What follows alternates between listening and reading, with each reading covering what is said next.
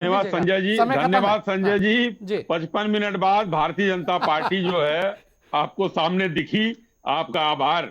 नहीं नहीं, जवाब आप देखिए ही से लेना ये था भाई, सब लोगों को जो सुन ये लीजिए। चर्चा है, हाँ, नहीं फिर अच्छी ये बात नहीं है जो रहेगा ये कि आपने चर्चा बात है। सुनी नहीं। हाँ, आपको तो अश्विनी डिफेंड जी। करने के लिए तमाम हमारे साथी जी बैठे जी, हैं। देखिए ये जो चर्चा है, चाहे आज जो है अखिलेश जी से शुरू हुई या हाँ। खड़गे साहब से शुरू हुई, ये आरएसएस के सांस्कृतिक राष्ट्रवाद से ये भय है इन लोगों को, हाँ। उस पर चर्चा कर रहे हैं ये लोग। ये अगर भय न होता तो अखिलेश यादव जी ये बातें न करते।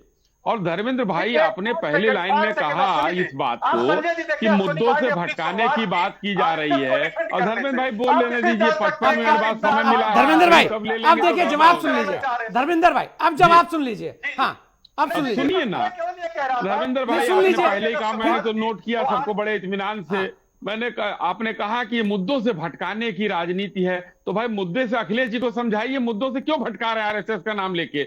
मुद्दे पर आए कि सरकार गलत काम कर रही है, सरकार ये करना चाहिए, सरकार को वो करना चाहिए। तो जब आप ही के अध्यक्ष और चैट जीपीटी से पढ़ के जो है चीजें बोल रहे हैं, उनको समझाइए कि ये सब ना बोलें। चुनाव का समय है, बिहार में चुनाव प्रचार करें या 27 के चुनाव की तैयारी करें। दूसरा देखिए, एक तरफ आरएसएस जो है सनातन के पक्ष में धर्म ध्वजा लेकर खड़ा है, और दूसरी तरफ सनातन को एरेडिकेट करने की बात हो रही है, होती ही है। चाहे जो है प्रियंक खड़गे जी, जो उनके पिताजी आरएसएस में बैन लगाने की बात कर रहे हैं। एक तरफ जो है हम आतंकियों को समूल नाश करने की बात करते हैं, दूसरे तरफ आतंकियों के लिए आंसू बहाए जाते हैं और छोड़ने की बात की जाती है। बड़ा फर्क साफ नजर आता है संजय भाई। एक तरफ जो है आरएसएस खड़ा है देश के 140 करोड़ लोगों के साथ, और एक तरफ विपक्ष खड़ा है तुष्टीकरण के साथ, जो लाल किले की प्राचीर से और यहां आपके चैनल तक दिखता है साफ साफ। उसमें वल्लभ भाई पटेल जी की बात हो रही थी, उन्होंने, उनके ही बयान थे, और हमको लगता है कि लखनऊ का बयान है 48 में, जनवरी 48 का बयान है कि, और आपने पढ़ा भी उसको, कि आरएसएस को डंडे के बल पर नहीं दबाया जा सकता कोई इस किसी भी संस्था को। तो इस पर भी इन लोगों को थोड़ा ध्यान देना चाहिए। रही बात, ये लोग बार बार कहते हैं किसी का योगदान नहीं रहा।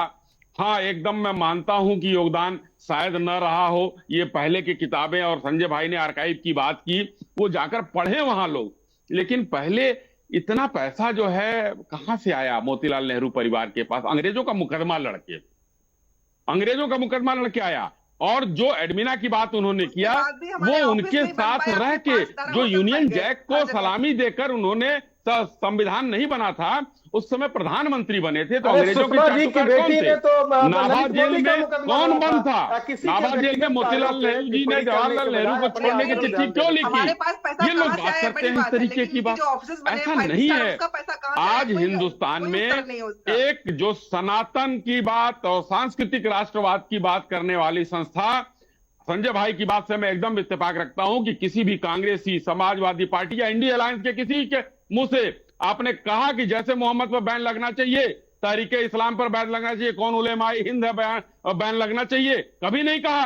और आप बैन की बात करते हैं, जिसको अभी यहां चर्चा लोगों ने सबने की कि 26 जनवरी के परेड में शामिल किया जाता था, ट्रैफिक संभालने की जिम्मेदारी दी जाती थी। और ज्यादा दूर मत जाइए, मैं अभी की बात कर रहा हूं। केरल में कुछ दिन पहले प्रियंका जी के क्षेत्र में किस तरीके से सैलाब था, आरएसएस के लोग वहां थे। बद्रीनाथ में क्या हुआ था, आरएसएस के लोग वहां थे। उस पर बैन करने की बात करते हैं। इनके एक नेता हैं पूर्व मुख्यमंत्री सरदार पटेल का एक पत्र में पढ़ना क्या साजिश करते हैं। वो कहते हैं कि आरएसएस जो है मुंबई हमले का दोषी है, किताब का विमोचन भी करते हैं, लेकिन किस तरीके से पलट जाते हैं। तो इन लोगों को इस सांस्कृतिक राष्ट्रवाद से भयग्रस्त हैं। ये बयान देंगे संजय जी, इनका हमें कहीं भी कतिपय हमें कोई वो नहीं है,